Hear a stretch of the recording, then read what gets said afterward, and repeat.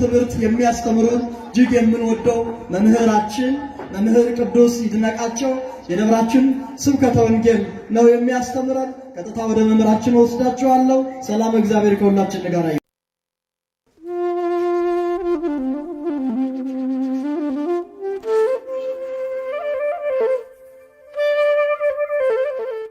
በስመ አብ ወወልድ ወመንፈስ ቅዱስ አሐዱ አምላክ አሜን። ዛሬ እጅግ ድርብርብ በዓል ነው። ከሁሉ በማስረገጥና በማስቀደም የጌታችን የኢየሱስ ክርስቶስን ትንሣኤ የምናስብበት ከዚያም ብሎ ለእርሱ ምስክር የሆነ ቅዱስ ጊዮርጊስ ሰማዕትነቱን የፈጸመበት ዕለት ነውና ለዚህ ዕለት ያደረሰን አምላካችን እግዚአብሔርን በድጋሚ ከፍ አድርጋችሁ አመስግኑ። እስመ ንሕነ ዘነሃዩ ወትረ ንትሜጦ ለሞት በእንተ ኢየሱስ ክርስቶስ። ከኢየሱስ የተነሳ ዘወትር ለሞት ተላልፈን እንሰጣለን።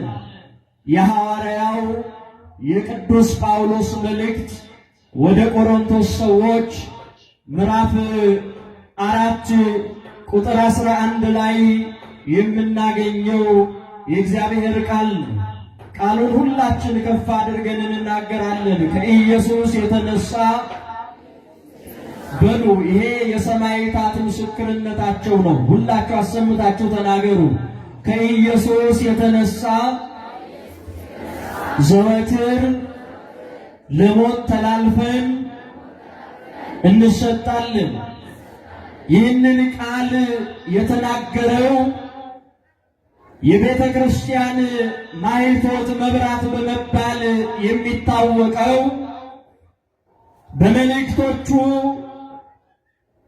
ብዙዎችን ወደ እግዚአብሔር የመለሰውና በሐዋርያነቱ ብቸኛው ዓለምን ዞሮ ያስተማረ ሐዋርያ ቅዱስ ጳውሎስ በሁለተኛ ቆሮንቶስ ምዕራፍ 4 ቁጥር 11 ላይ የተናገረው ቃል። ልብ አድርጉ። ቅዱስ ጳውሎስ ከኢየሱስ የተነሳ ዘወትር ለሞት ተላልፌ እሰጣለሁ አይደለም ያለው። ምክንያቱም ይሄ ስም ዋጋ የሚያስከፍለው ጳውሎስን ብቻ ሳይሆን ከእርሱ በኋላ የተነሱ ቅዱሳንንም ጭምር እንደሆነ ያውቃልና በአንድነት እንዲህ ብሎ ተናገረ። ከኢየሱስ የተነሳ ዘወትር ለሞት ተላልፈን እንሰጣለን። ይሄ ቃል ሰማዕታትን የሚወክል ቃል። ይሄ ቃል ስለ ክርስቶስ ዋጋ የከፈሉ ቅዱሳንን የሚወክል ቃል። የተወደዳችሁ በክርስቶስ ደም የከበራችሁ ምዕመናን፣ ይሄ የዛሬው ታሪክ ዝም ብለን ተሳልመን የምንሄድበት ታሪክ ሳይሆን ክርስትናችንን እንድናጠብቅ የሚረዳን የቅዱሳን ተጋድሎ። በተቻላችሁ መጠን ሰምታችሁ ራሳችሁን እንድትጠቅሙ በክርስቶስ ፍቅር ሆኜ እመክራለሁ። ታሪኩ ስንመለከተው ቅዱስ ጳውሎስና ሐዋርያት እመኒ ኃይሉነ ለእግዚአብሔር ናዩ ወእመኒ ሞትነ ለእግዚአብሔር ንመውት ብለው ስለ ክርስቶስ ስም ሰብከው በዘመናቸው ብዙ ሰማዕትነትን ተቀብለዋል። ቤተ ክርስቲያናችን ከ64ኛው ዓመተ ምህረት ከኔሮን ቄሳር ጀምሮ ብዙዎችን በሰማዕትነት ስታፈራ ስለ ክርስቶስ ሲሞቱ የኖሩ ቅዱሳን የበዙባት ቤተ ክርስቲያን ነው። ቅድስት ቤተ ክርስቲያናችን የተመሰረተችው በቀራንዮ በክርስቶስ ደም ሲሆን የጸናችው ደግሞ በሰማዕታት ደም ነው። ልብ አድርጉ። ቅዱሳን አድራጊ የተቆጠሩት የክርስቶስን ስም ስለጠሩ ስለ ስሙ ስለመሰከሩ እንጂ ወገኖቼ ወይ ቀምተው ወይ ሰርቀው ወይ በክፉ ተናግረው አይደለም። የመሰከሩለት አንድ ስም አለ። እስቲ ሁላችሁ ከኔ ጋር ተናገሩ፣ ኢየሱስ ክርስቶስ። ይገርማል። የሰማዕታት ልጆች ነን። አሁን በሚያምን ሰው መካከል እንኳን ድምፃችንን ከፍ አድርገን መናገር ያቃተን። ከፍ አድርጋችሁ በሉ፣ ኢየሱስ ክርስቶስ የእግዚአብሔር ልጅ እግዚአብሔር ነው። ክብር ለስሙ ይሁንልን። አዎ ምስክርነታቸው ይሄ ነው የሰማዕታት። ታዲያ እንደ ቤተ ክርስቲያናችን ታሪክ ብዙ ሰማዕታት አሉ። ከ160 ዓመተ ምህረት እስከ 312 ዓመተ ምህረት ድረስ ክርስቲያኖች በአዋጅም ያለ አዋጅም ስለ ክርስቶስ ስም ሲገደሉ ኖረዋል። ከኔሮን ቄሳር ጀምሮ እስከ መጨረሻው ንጉሥ እስከ ዲዮቅልጥያኖስ ድረስ እጅግ ብዙ ሰማዕታትን ቤተ ክርስቲያናችን ወልዳለች። ነገር ግን መከራው የጸናው የሰማዕታት መከራ እጅግ በጽኑ የሚነገረው በዚህ ዓመተ ምህረት ውስጥ ነው። 10ሩ የሮማ ቄሳሮች ክርስቲያኖችን እጅግ ይገድሏቸው ነበር። ከዳኪዎስ ዘመነ መንግስት ጀምሮ ደግሞ አንድ አዋጅ ታወጀ በክርስቲያኖች ላይ። አብያተ ክርስቲያናት ይታጸዋ፣ አብያተ ክርስቲያናት የክርስቶስ የሚጠራበት ስፍራ ሁሉ ይዘጉ ተባለ። ወገኖቼ ዛሬ የእግዚአብሔር ስም በሚነገርበት በአውደ ምሕረት ላይ ተሰብስቦ ቃልን መስማት ለዘመኑ ሰማዕታት እጅግ ይናፍቃቸው ነበር። ዛሬ እናንተ የምትሰሙት የሕይወት ቃል በዘመኑ የነበሩ ሰማዕታት ሊሰሙ እጅግ ተመኝተው ነበር። አብያተ ጣዖታት ይትረሃዋ ተባለ። አብያተ ክርስቲያናት እንዲዘጋ፣ አብያተ ጣዖታት እንዲከፈቱ፣ ለአርጤምስና ለአፖሎ ለተባሉ የሮማ ጣዖታት ያልሰገዱ ክርስቲያኖች በሙሉ እንዲገደሉ በአዋጅ ተነገረባቸው። ይህ ብቻ አይደለም። ክርስቲያን ከሆነ ስራ እንዳያገኝ፣ ማህበራዊ ኑሮ እንዳይኖረው፣ ክርስቲያን ከሆነ ሴት ልጅ ተደፍራ እንኳን ፍርድ ቤት ብትቆም ክርስቲያን ከመሆኗ የተነሳ እንዳይፈረድላት የተደረገለት እጅግ ዋጋ የተከፈለለት ዘመን ነበረ። እስቲ ራሳችሁን በዛ ዘመን ውሰዱ። ዛሬ በነጠላ መሽሞንሞን ክርስትና የመሰለን ሰዎች ይሄ አይደለም ክርስትና። እንዲህ ባለ መከራ ውስጥ ሆነው እንዲህ ባለ የስቃይ ቦታ ውስጥ ሆነው አንድ ቃል ይናገሩ ነበረ። መኑ ያድገነ ፍቅሮ ለክርስቶስ፣ ከክርስቶስ ፍቅር የሚለየን ማን ነው ይሉ ነበር። ረሃብ ነው፣ ረሃብ ነው፣ ጽም ነው፣ ችግር ነው፣ ጭንቀት ነው፣ መራቆት ነው። ይሄ ሁሉ በእግዚአብሔር ካለ ከክርስቶስ ፍቅር አይለየንም አሉ። ክብር ምስጋና ለአምላካችን ይሁንልን። አዎ ቅዱስ ዳዊት በመዝሙር 42:43 ላይ እንደተናገረው እስመ በእንቲአሁ ይቀትሉነ ኩሎ ሐሚረ ወኮነ ከመ አባግዕ ይጠቡ። አዎ ስላንተ ስለ ስምህ ቀኑን ሙሉ እንገደላለን፣ እንደሚታረዱ በጎች ተቆጠርን እንደተባለ ክርስቲያኖች እጅግ ደማቸው ፈሰሰ። ይሄ ብቻ ይገርማቸዋል። 10ሩ እጅግ የሮማ ቄሳሮች ያስገነቡት ሮማን አምፊቲያትር የሚባል አለ። አሁን ድረስ በሮም ውስጥ የሚጎበኝ የቅርስ ስታዲየም ነው።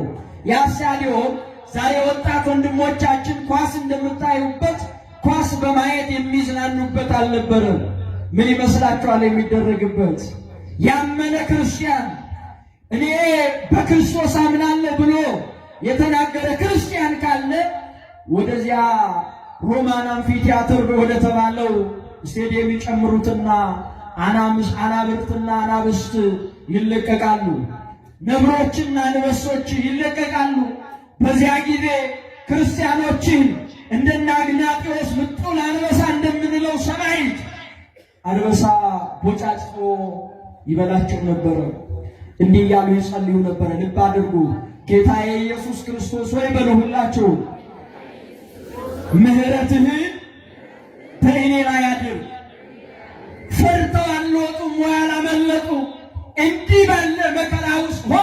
የሚያሳስባቸው አንድ ቃል አለ፣ የእግዚአብሔርን ቃል።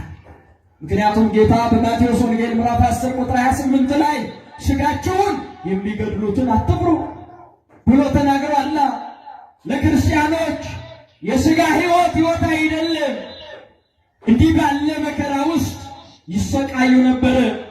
ቅዱስ ጊዮርጊስም የተወለደው በዚህ ዘመን ነው። ወገኖች የእግዚአብሔር ስም የክርስቶስ ስም በነፃነት በማይጠራበት ዘመን ቅዱስ ጊዮርጊስ በቀጰዶቅያ ከአባቱ አንስጣቴዎስ ወይንም በዚህ በዕብራይስጡ ቋንቋ ዞሮንቶስ ከሚለው ከአባቱና ከእናቱ ከቴዎብስታ ተወለደ ይላል። አባትና እናቱን እንድታውቁ አይደለም። ነገር ግን ነገሩን ከስሩ እንዲሉ ታሪኩ ምን ይመስል ነበር የሚለውን ለመመልከት ያክል ነበር። እናትና አባቱ ቅዱስ ጊዮርጊስን የሃይማኖት ትምህርት አስተምረው በልቡ ላይ የክርስቶስ ፍቅር እንዲያድርበት አድርገውት ነበረ ይላል። ጥበብ ሥጋዊ ጦርነትን፣ ፈረስ መጋለብን ተምሯል። ጥበብ መንፈሳዊ ደግሞ ቅዱሳት መጻሕፍትን የተማረ ሰው ነበረ ቅዱስ ጊዮርጊስ። ታዲያ የቅዱስ ጊዮርጊስ እንዳለመታደል ሆኖ ገና በጊዜ በሕፃንነቱ ነበር አባቱ የሞተው። ታዲያ ይሄ ቅዱስ ጊዮርጊስ አባቱ የፍልስጤም መስፍን ስለነበረ 20 ዓመት በሞላው ጊዜ የአባቱን ምስፍና ለመቀበል ወደ ንጉሥ ዱዲያኖስ ይለዋል። የውጭ ገድሉ ላይ ዲዮቅልጥያኖስ ብሎ ያስቀምጠዋል። ወደ ንጉሥ ዱዲያኖስ ሄደ። ልብ አድርጉ፣ ዘመኑ ክርስቲያኖች በግፍ የሚገደሉበት ዘመን ነው። ለአርጤምስና ለጣዖታት እንድትሰግዱ ተብለው የሚጨቆኑበት ዘመን ነው ይሄ ዘመን። ቅዱስ ጊዮርጊስ ደግሞ የሚያመልከው አምላክ አለ። እስኪ ስሙን ተናገሩ። ማንን ነው የሚያመልከው? የሚያመልከው ኢየሱስ ክርስቶስ እግዚአብሔርን ነው የሚያመልከው። ታዲያ ወደ ንጉሥ ዱዲያኖስ በደረሰ ጊዜ የተመለከተው ነገር እጅግ አሰቃቂ ነበር። ምክንያቱም አብያተ ክርስቲያናት እንደ ችቦ እየተለኮሱ ክርስቲያኖች በግፍ ለአርጤምስና ለአፖሎ እንዲገብሩ አሊያም እንዲገደሉ እየተደረገ እጅግ መከራ የጸናበት ዘመን ላይ ነበር።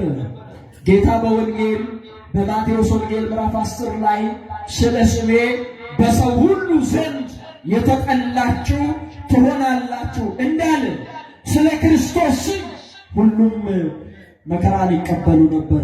በዚህ ጊዜ ቅዱስ ጊዮርጊስ እጅግ ያዘነ። ወደ ንጉሡም ገባ። ለንጉሡ ነገሩት።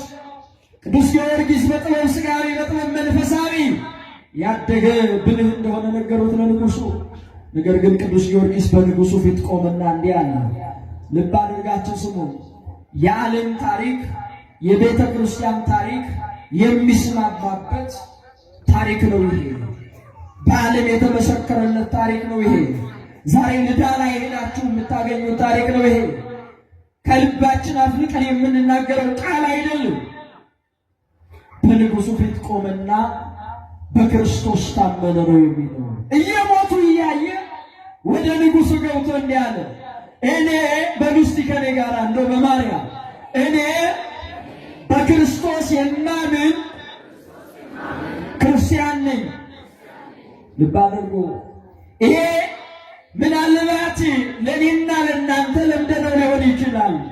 ለዳኬዎስ ግን እጅግ የሚረብሽ ቃል ነበር። በስሩ ከሚተዳደሩ 70 ነገሥታት ጋር ቅዱስ ጊዮርጊስ ተዋልኩ። ምን ሆነ ነው? አንተ የመስፍን ልጅ ነህ፣ የንጉሥ ልጅ ነህ። እንደዚህ እንደ ምናምንቴ ክርስቲያኖች ልብ አድርጉ፣ ምናምንቴ ክርስቲያኖች እንደ ምናምንቴ ክርስቲያኖች መሰቃየት ፈልገህ ነው ብሎ በስሩ የሚተዳደሩት 70 ነገሥታትን ይዞ ቅዱስ ጊዮርጊስን ሊደልለው ሞከረ። በገንዘብ ሞከረ። 200 ወቄት ወርቅ እሰጥሃለሁ አለው። ልብ አድርጉ፣ ስልጣንን እሰጥሃለሁ አለው። ይሄ ሁሉ ግን በቅዱስ ጊዮርጊስ ፊት የተናቀ ነበረ። ጌታ በወንጌል እንዲህ ብሎ እንደተናገረ ምን ይበቀው ለሰው ለእመ ኩሉ ዓለም ረብሐ ወነፍሱ ሀቅሉ። ሰው ዓለምን ሁሉ ቢያተርፍ ዓለምን ሁሉ ቢገዛ ዓለምን ሁሉ የራሱ ቢያደርግ ንብረት ቢያከማች ነፍሱን ግን ቢያጎድል ምን ይጠቅመዋል? ይሄ ሁሉ በቅዱስ ጊዮርጊስ ፊት የተናቀ ነበረ። የዱዲያኖስ አታላያን ገንዘብ አልፈለገም። ለዛ ነው ቅዱስ ኤፍሬም ማር ኤፍሬም አማን መነኑ ሰማይት ጣዕመ ለዘላለም ወቃው ደሞሙ በእንተ እግዚአብሔር ወታገሱ ሞተ መሪረ በእንተ መንግሥተ ሰማያት ያለው ለዚህ ነው።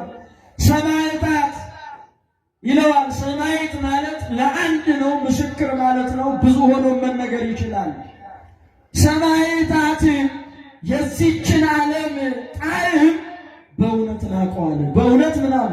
ናቁ። ምክንያቱም ተናገረ እኮ ጳውሎስ እመኒ ሀየውነ ለእግዚአብሔር ነሐዩ ወእመኒ ሞትነ ለእግዚአብሔር ንመውት። አዎ ብንሞትም በፊልጵስዩስ መልእክቱ ምዕራፍ 2 ላይ ብንሞትም ምዕራፍ 1 ቁጥር ብንሞትም ለክርስቶስ እንሞታለን። ሕያው ብንሆንም ሕያው የምንሆነው ለማን ነው አለ? የክርስቲያን ሕይወቱ ማን ነው? ክርስቶስ ነው ወገኖች። ስለዚህ የዚህችን ዓለም ጣዕም በእውነት ናቁ። ይህ ብቻ አይደለም፣ ደማቸውን ስለ እግዚአብሔር አፈሰሱ። ስለ መንግሥተ ሰማያት መራራ ሞትን ታገሱ። መከራዎችን እንመለከታቸዋለን። ቅዱስ ጊዮርጊስም ዓለሙ በእሱ ዘንድ የተናቀ ነበር። በዚህ ጊዜ ዱዲያኖስ እጅግ ተቆጣ። ምንም በጥበብ ሥጋዊ ባለው የፈረስ ግልቢያና በጦር ችሎታ ቢያደምቀው አንድ የሚጠላውን ስም ጠርቶበታልና እጅግ ጨለማ በበዛበት በጉድጓድ እስር ቤት ውስጥ ወስዶ እንዲገርፉት አደረገ።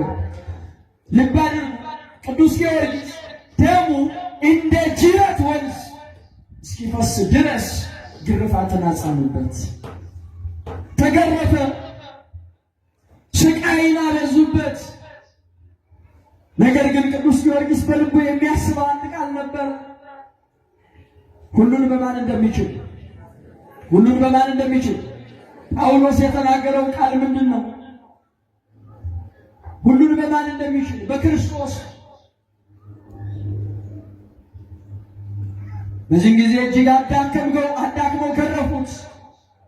በሌሊቱም ነው የሚለው የጌታ መልአክ መጥቶ ቅዱስ ጊዮርጊስን አበረታው። ለ7 ዓመታት ሊቀበለው ያለውን መከራ አስረድቶ አበረታው፣ ቁስሉንም ፈወሰለት። በዚህ በመዝሙረ ዳዊት መዝሙር 90 ላይ እስመ ለመላእክቲሁ ይእዝዞሙ በእንቲአከ ከመ ይቀቡከ በኩሉ ፍናዊከ እንደተባለ መላእክቱን ስለኛ የሚል ጌታ መልአኩን ስለ ቅዱስ ጊዮርጊስ ልኮ ቅዱስ ጊዮርጊስን ያበረታው። ሁላችንም ቅዱስ መልአክ መጥቶ ያበርታል። በዚህ ጊዜ ቁስሉ ተፈወሰ። በነጋታው የገረፉት ጭፍሮች መጥተው ቅዱስ ጊዮርጊስን ወደ ዱዲያኖስ ሊወስዱት ቀረቡ። በዚህ ጊዜ ቁስሉ ተፈውሷል። ትላንትና አጥንቱ እስኪቆጠር ገርፎ ነው። ዛሬ ምን ያህል ተአምር ነው! እኛም በቅዱስ ጊዮርጊስ አምላክ እናምናለን ብለን እነርሱም በሰማዕትነት አረፉ። ክብር ምስጋና ለአምላካችን ይሁን። ይህ ዘመን ቤተ ክርስቲያናችን ብዙዎችን በደም ያጠመቀችበት ዘመን ነው። በደማቸው የክርስቶስን ስም የመሰከሩበት ዘመን ነው። ዳኬዎስ እጅግ ተቆጣ። ስንቱን መከራ ተናግረን እንዘልቀዋለን። አትናሲዮስ የተባለ ጠንቋይ አስፈልገው እጅግ ጽኑ የሆነ መርዝ በጥብጦ እንዲያጠጣው ያደረገ ነው የሚለን። ከዚያ በኋላ ጋሊሌዎስ የሚባል አማካሪ ነበረውና ይህንን በጋሊሌዎስ በኩል አደረገ። ዱዲያኖስም አትናሲዮስ እንዲመጣ አደረገ። ያን መርዝ በጥብጠው ለቅዱስ ጊዮርጊስ ጠጣ ብለው ሰጡት። እንደምን አደራችሁ? መርዙን በጥብጠው ጠጣ ብለው ሰጡት። ቅዱስ ጊዮርጊስ በመርዙ ላይ ስመ ሥላሴን ጠርቶ አማተመበት። በስመ አብ ወወልድ ወመንፈስ ቅዱስ ብሎ ባርኮ ጠጣው። በዚህ ጊዜ አልጎዳውም። ክብር ምስጋና ለአምላካችን ይሁንልን። እንዲህ ተብሎ እንደተጻፈ በማርቆስ ወንጌል ምዕራፍ 16 ቁጥር 18 ላይ እንዲህ የሚል ቃል ተመዝግቦ እናገኛለን። ከኔ ጋር በሉ ቃሉ የሚገድል መርዝን ቢጠጡ አይጎዳቸውም። ክብር ምስጋና ለአምላካችን ይሁን። የተነበበውን ወንጌል ቅዱስ ጊዮርጊስ ተርጉሞ አሳየ። በዚህ ጊዜ ያን መድኃኒት የቀመመው አትናስዮስ ተደነቀ። ይሄን ሰጥቼው አንጀቱ ተበጣጥሶ ያልሞተ አንድስ የለም አለ። ይሄማ የቅዱስ ጊዮርጊስ አምላክ ጽኑ ቢሆን ነው ብሎ ጠንቋዩ እንኳን በቅዱስ ጊዮርጊስ አምላክ በክርስቶስ አምኖ ተጠመቀ። ልብ አድርጉ። ሰማዕታት እጅግ ትልቅ ዛፎች ናቸው። ዛፍን በቆረጥነው ጊዜ ከስሩ ብዙ ችግኞችን እንደሚያበቅሉ ሰማዕታትን እንዲሁ መከራን ባጸኑባቸው ጊዜ በመከራቸው ተማርከው ብዙዎች ወደ ክርስትና ይመጣሉ። በመከራቸው ተማርከው ብዙዎች እነሱን ያበረታ አምላክ፣ እነሱን ያበረታ ጌታ ያበረታል ሲሉ ስለ እግዚአብሔር ይመሰክራሉ። ቅዱስ ጊዮርጊስን አሁንም አመጣው ዳኪዎስ በጣዖት ይመናለው፣ በጣዖት አላምንም። የቅዱስ ዳዊትን ቃል ጠቅሶ ገሰጸው። አማልክቲሆሙ ለአሕዛብ ዘወርቅ ወዘብሩር ግብረ ደጓ ለመሕያው። የአሕዛብ አማልክቶች በወርቅና በብር የተለበጡ በሰው እጅ የተቀረጹ ናቸው። አዎ አይንሆሙ ወኢይሬዩ እማያዩ አይን አላቸው፣ ነገር ግን አያዩ። እዝንሆሙ ወኢይሰምዑ ጆሮ አላቸው፣ ነገር ግን አይሰሙ። አፍሆሙ ወኢይነብቡ አፍ አላቸው፣ ነገር ግን ምን አይሉ አይናገሩ። እድሆሙ ወኢይገሡ እጅ አላቸው፣ ነገር ግን አይዳስሱ።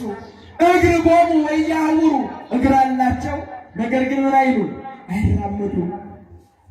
እነርሱን የሚያምኑ አለ እነርሱን የሚሰሩ ከማው እንደዚህ ይሆናሉ። አዎ ጣዖታትን የሚሰሩ በእነሱ የሚታወኑ እንደ ጣዖቶች ይሆናሉ። በዚህ በመዝሙር 115 ቁጥር ከ4 እስከ 8 የምናገኘው ቃል ልብ አድርጉ። በዚህ ጊዜ ጽኑ መከራን አጸናበት። በመበለት ቤት አሰረው። በመበለት ቤት ካሰረው በኋላ በኅዳር 7 ወስዶ ምንም ከሌላት ከድሃ መበለት ቤት አሰረው።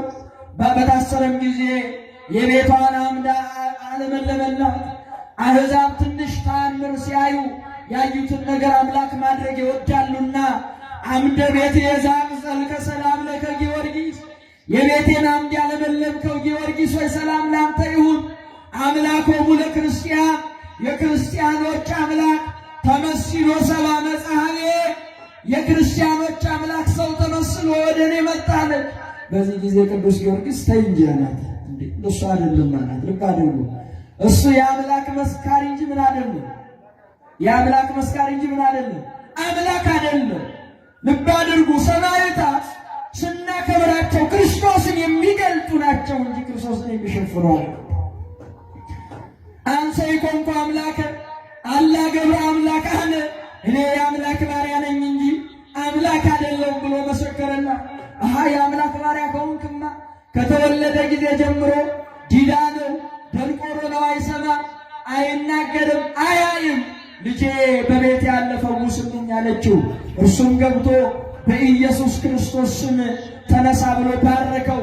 እንዲህ ባለው ጊዜም ልጁ ተነሳና ቆመ፣ ተነሳና ተናገረ ይላል።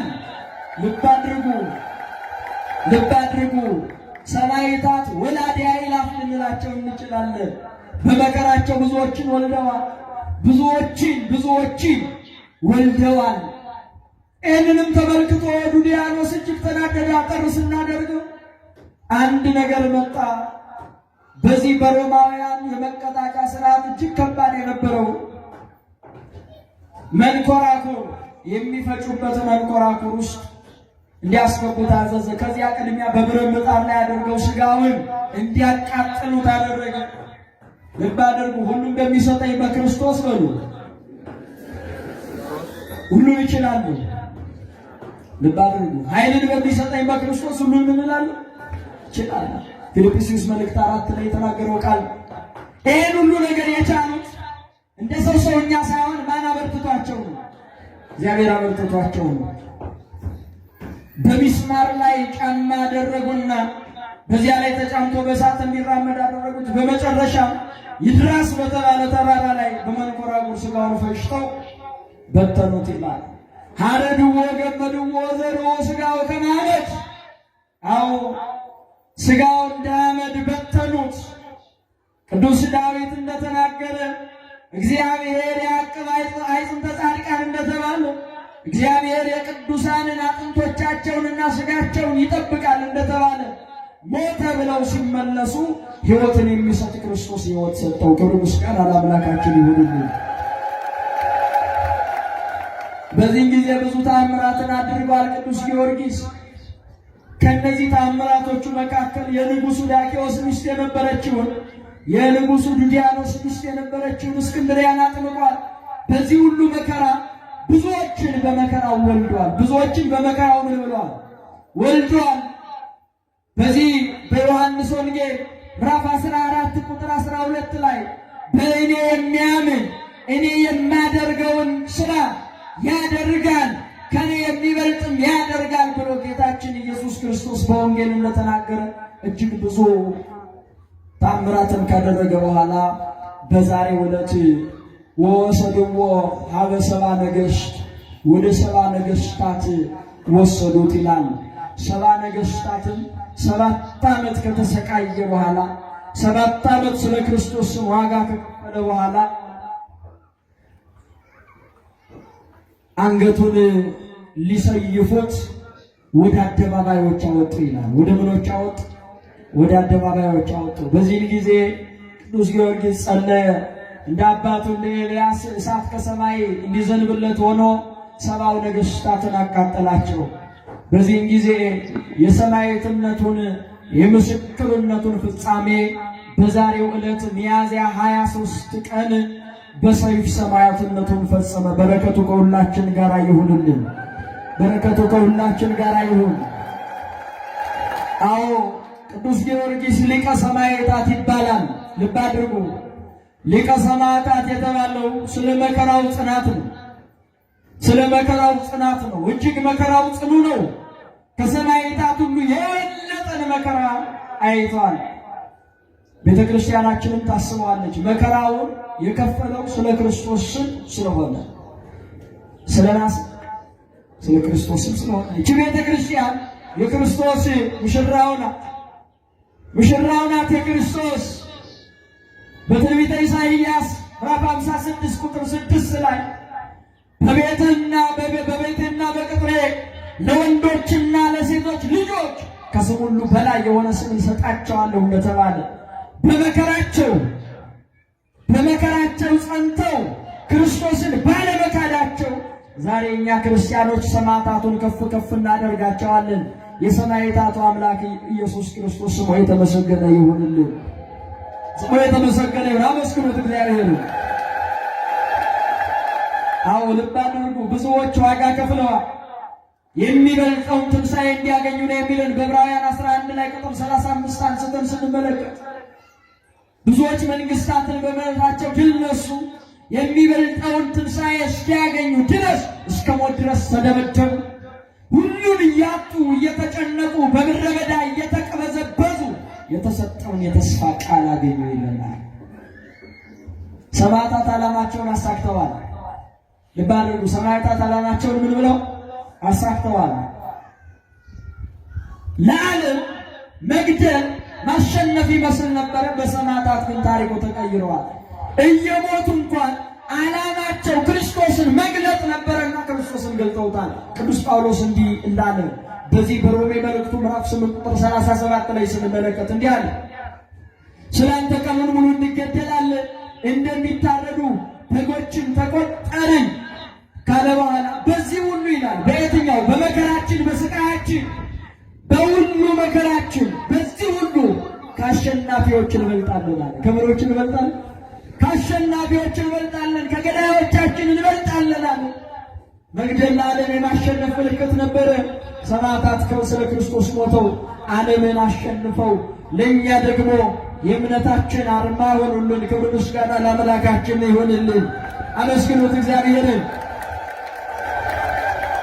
አሁን ልብ አድርጉ። ዛሬ የተሰበሰብነው የቅዱስ ጊዮርጊስን ታሪክ ብቻ ተርከን እንሄዳለን። ዛሬ በዚህ የተሰበሰብነው የቅዱስ ጊዮርጊስን አምላክ እግዚአብሔርን ለማመስገን ብቻ አይደለም። ዛሬ ያለንበት ዘመን ምናልባት እንደ ቀድሞ ዘመን ሰማዕትነት የሌለበት ዘመን ሊሆን ይችላል፣ ያለበትም ሊሆን ይችላል። ነገር ግን እንደ ቤተ ክርስቲያናችን አስተምሮ ሰማዕትነት እንደየዘመኑ ነው ሰማዕትነት።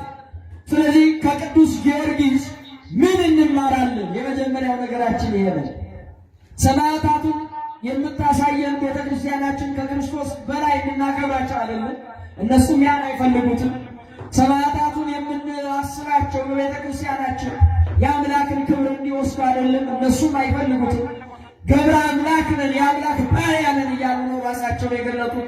ሰማዕታቱን የምናከብራቸው በቤተ ክርስቲያን በዚህ ዘመን እግዚአብሔር እንደነ ቅዱስ ጊዮርጊስ ያሉ ወጣቶችን ስለሚፈልግ ነው። ቅዱስ ጊዮርጊስ በ20 ዓመቱ ጀመረ መከራውን እስከ 27 ዓመቱ ለ7 ዓመታት ተጋደለ።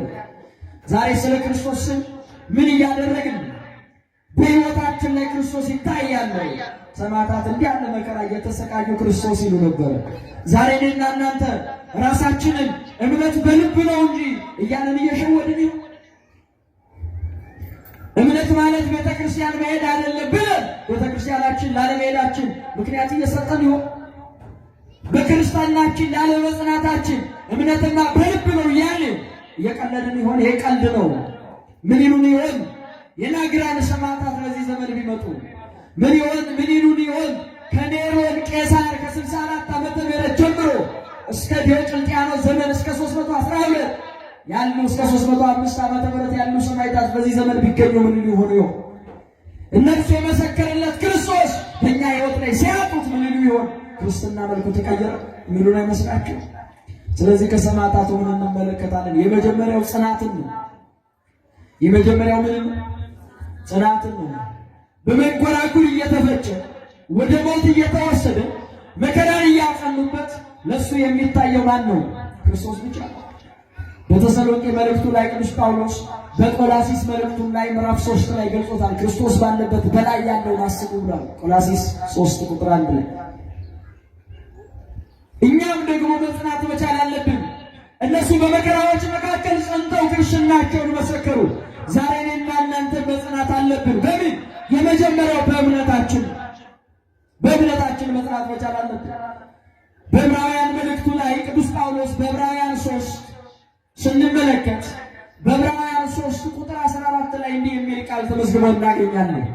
የመጀመሪያው እምነታችንን እስከ መጨረሻው ድረስ አጽንተን ብንጠብቅ አለ የክርስቶስ ተካፋዮች ነን። የማ ተካፋዮች ነን? እስቲ ከኔ ጋር ተናገሩ። የመጀመሪያው በሉ እምነታችንን እስከ መጨረሻው ድረስ አጽንተን ብንይዝ የክርስቶስ ተካፋዮች ነን። ክብር ምስጋና ለአምላካችን ይሁንልን። አዎ እምነታችን፣ ሃይማኖታችን ከክርስቶስ ዘንድ ያለውን መንግሥት ከክርስቶስ ዘንድ ያለውን የልጅነት ክብር እንድንካፈል የሚያደርገን ያለ ጥርጥር እቺ ቤተ ክርስቲያናችን ትናንት የመጣች አይደለችም። ከክርስቶስ ጀምራ በሐዋርያት ቀጥላ በሐዋርያን አበው ተሰብካ ቀጥላ በሰማዕታት ደም ጸንታ በቅዱሳን ሊቃውንት ተጠብቃ በአፖስቶሊክ ቼን በአፖስቶሊክ ሰክሴሽን በሐዋርያዊ ቅብብሎች በሐዋርያዊ ክህነት በሐዋርያዊ ትምህርት እዚህ የደረሰች ቤተ ክርስቲያን ናት። መድረሻዋም ደግሞ መንግሥተ ሰማያት ነው። ልጆቿን ይዛ እኒህን እንድናይ ያደረገን አምላካችን ስሙ የተመሰገነ ይሁን። ስለዚህ በሃይማኖት መጽናት መቻል አለብን። ተመላላሾች ብቻ መሆን መቻል የለብንም። በልባችን ወደ እግዚአብሔር ተመላሾች መሆን መቻል አለብን። የልምድ ብቻ ክርስቲያኖች መሆን መቻል የለብንም። ስለ ክርስትናችን ማወቅ መቻል አለብን። ካላወቅንማ እንደነ ቅዱስ ጊዮርጊስ መከራ መቀበል እንኳን ቢመጣ ትተነው እንሄዳለን። ይሄንን ተዉት። አፉን አለዝቦ የሚናገር የሌላ እምነት ተከታይ የሚስለን ሆነናል። ልብ አድርጎ በአላማኞች መካከል አላማኝ ጓደኛ ቢኖረን በስማም ብለን ለመብላት እንኳን አፍረን ትተነዋል። እውነት ሐሰት አይደለም? በየቤታችን ሲሆን እንጸልያለን እንላለን። እስቲ በየካፌዎቻችን በምንበላቸው ምግቦች ላይ ጸልየን እንበላለን። ክርስትናውን ስለምናፍርበት ማለት ምስክር ማለት ነው። ሰማዕት ማለት እግዚአብሔር በዚህ ዘመን ይፈልጋል፣ ጽናትን ይፈልጋል። በዚህ በራዕየ ዮሐንስ ምዕራፍ 2 ላይ ቁጥር 14 ላይ እንዲህ የሚል ቃል ተመዝግቦ እናገኛለን። እስከ መጨረሻው ድረስ የታመንክ ሁን የክብርንም አክሊል እሰጥሃለሁ ይላል። ቅዱስ ጊዮርጊስ ከመጨረሻው ታመነ። በሰባቱ የመከራ ዘመናት 7 አክሊላት ከሰማይ ወረዱለት። እኛም ከታመንን በክርስቶስ ካመንን በክርስትናችን ከጸና ከእግዚአብሔር ዘንድ ያለውን አክሊል እንቀዳጃለን። እስከ መጨረሻው ምን ማለት ያስፈልጋል? እስከ መጨረሻው ምን ማለት ያስፈልጋል? መጽናት ያስፈልጋል። ከሰማዕታት ምንን እንማራለን? መከራ መቀበልን። ስለ ክርስቶስ መከራ ተቀብለዋል። ቅዱስ ጴጥሮስ አንደኛ ጴጥሮስ መልእክቱ ምዕራፍ 2 ላይ እንዲህ አለ፣ መልካም ስለማድረግ መከራ ብትቀበሉ ለዚህ ነገር ምስጋና ይገባዋል። ለመከራው ማለት ነው። ዛሬ የምናመሰግናቸው መከራቸው ክርስቶስን የገለጠና ምስጋና የሚገባው ስለሆነ ነው። እንደ ሌባ እንደ ቀማኛ እንደ ወንበዴ የታዩት ሰርቀው ወይንም አታለው አይደለም፣ ነገር ግን ስለ ክርስቶስ ብለው ስለዚህ መከራ መቀበል መከራ ቢመጣም ቢሆንም ስለ ክርስትናችን መመስከር መቻል አለብን። ሶስተኛ ከሰማዕታት የምንማረው ምንድነው ስንል ለእምነት ምስክር መሆን ነው። ተናገሩ። ለእምነት ምስክር መሆን። ቅዱስ ማቴዎስ በጻፈልን ወንጌል ዛሬም በተነበበው ቃል ላይ ምዕራፍ 10 ቁጥር 32 ላይ እንዲህ የሚል ቃልን ጌታችን ኢየሱስ ክርስቶስ ተናገረ። በሰው ፊት የሚመሰክርልኝን እኔ በሰማይ ባለው በአባቴ ፊት መሰክርለታለሁ አለ። በሰው ፊት ምን የሚልልኝ? የሚመሰክርልኝ። እኔ በሰማይ ባለው አባቴ ፊት መሰክርለታለሁ። መስካሪ ሆኖ ይቆማል ማለት አይደለም፣ ስራው ይመሰክርለታል ሲል ነው። የመሰከረልኝ ስሜ በሰማይ ይታይለታል ሲል ነው። ስለዚህ ስለ ክርስቶስ ስም ሕያው ምስክሮች መሆን መቻል አለብን። ቅዱስ ዮሐንስ አፈወርቅ እንዲህ ይላል፣ ራሱ ድኖ ስለ ሌሎች መዳን የማያስብ ሰው ገና መዳኑን አላመንም ይላል። በክርስትናችን የዳንን ከጨለማ ስልጣን ያመለጥን ወደ ሕይወት የተሸጋገርን እኛ ሌሎችም ወደ ክርስትና መጥተው ከሞት እንዲያመልጡ መመስከር መቻል አለብን። አዎ መመስከር መቻል አለብን። ማህበራዊ ሕይወት ብለን የእግዚአብሔርን ቃል አፍርሰን ከማያምኑ ጋር በማይመች አካሄድ አትሂዱ ብሎ ቅዱስ ጳውሎስ በሁለተኛ ቆሮንቶስ ምዕራፍ 6 ቁጥር 10 ላይ እንደተናገረ እሱን ትተን ከማያምኑት ጋር በማይሆን አካሄድ ከመሄድ ይልቅ ስለ እምነታችን እንመስክር ወገኖቼ።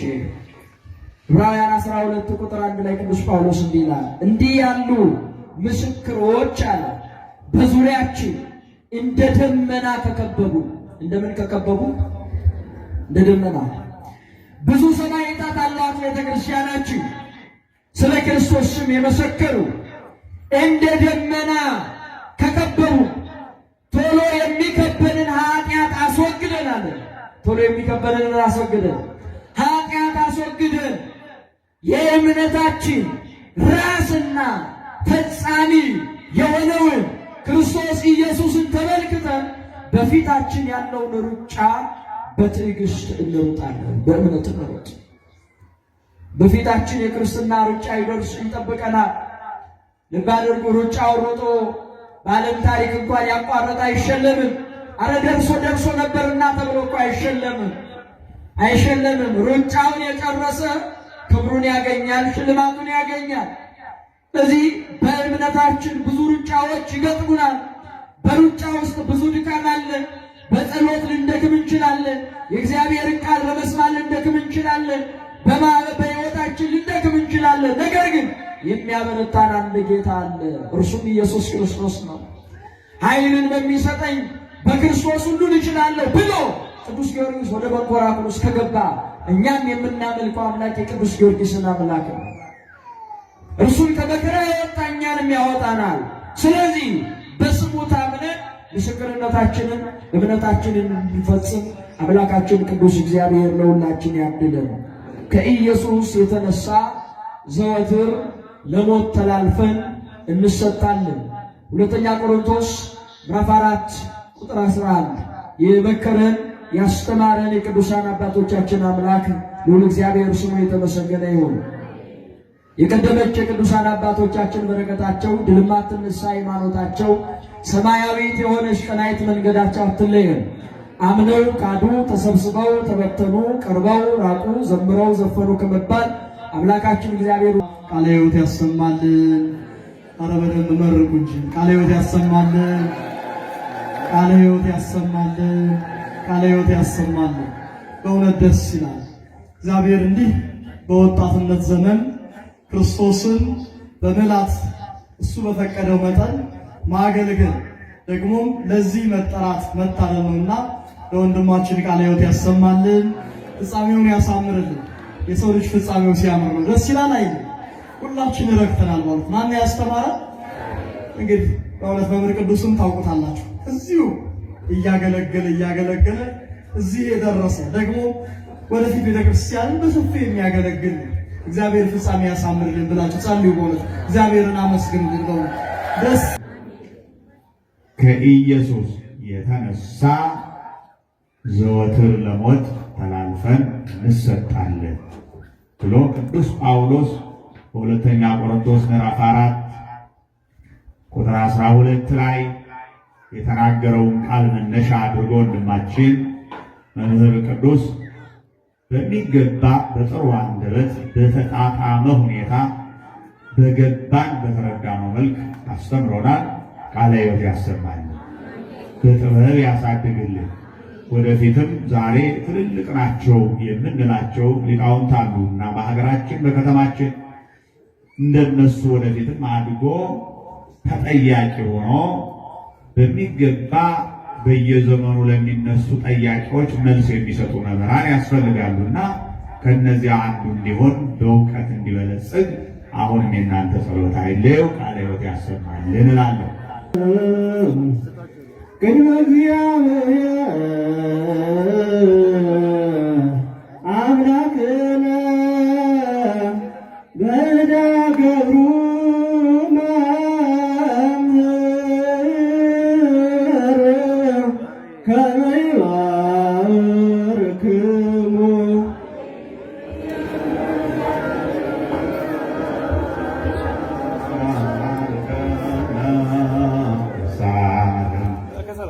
አቤቱ ጌታ ሆይ ሕዝብህን አድን፣ ርስትህንም ባርክ። አቤቱ ጌታ ሆይ ሕዝብህን አድን፣ ርስትህንም ባርክ። አገልጋዮች ሊቃውንቱ፣ ካህናቱ፣ ዲያቆናቱን በቸርነት ጠብቅልኝ። አቤቱ ጌታ ሆይ ሕዝብህን አድን፣ ርስትህንም ባርክ። እስከ ዘላለሙ ጠብቃቸው፣ ከፍ ከፍ ማድረጋቸው አንድ ልጅ በጌታችንና በአምላካችን በመድኃኒታችን በኢየሱስ ክርስቶስ በክቡር ደሙ የዋጀሃት ቤዛም የሆንካት ቅድስት ቤተክርስቲያን ጠብቃት። ለነገሥታትና ለመኳንንት ንጹሕና ቅዱስ ለሆነ ወገን ማደሪያ ትሆን ዘንድ የጠራሃት በዚህች ቅድስት ኦርቶዶክሳዊት ተዋሕዶ ቤተክርስቲያን ከሩቅም ከቅርብም ከግራም ከቀኝም መጥታችሁ ቆማችሁ የጸለያችሁ ያስቀደሳችሁ እግዚአብሔር ፈቅዶላችሁ ቅዱስ ሥጋውን ክቡር ደሙን የተቀበላችሁ በማወቅ ወይም ባለማወቅ የሰራችሁትን ኃጢአታችሁን ይቅር ይበላችሁ ያስተስርይላችሁ። ሥጋ መለኮት ስለሚባል ሥጋው የሕግና የሥርዓት ደም ስለሚሆን ደግሞ የአሸናፊ የእግዚአብሔር ልጅ በድንጋሌ ሥጋ በድንጋሌ ነፍስ ጥንት የምትሆን የእመቤታችን የቅድስት ድንግል ማርያም ልጅ ኢየሱስ ክርስቶስ ባለፈው ይቅር ይበላችሁ በሚመጣው የሚጠብቃችሁ ለዘላለሙ ከኃጢአት ማሰሪያ የተፈታችሁ ንጹሐን ሁኑ። እኔንም እናንተንም ለመንግሥተ ሰማያት የበቃንና የተዘጋጀን ያደርገን ዘንድ 12 ጊዜ እግዚኦ መሐረነ ክርስቶስ ብለን እንለምነው።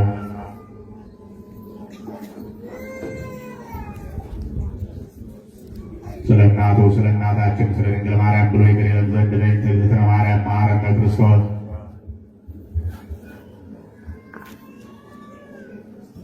ኦ እግዚእ ኢየሱስ ክርስቶስ ሥራይ ኃጢአቴ ወኃጢአተ ኩሉ ሕዝብ ጋር የማይሠራ ኃጢአት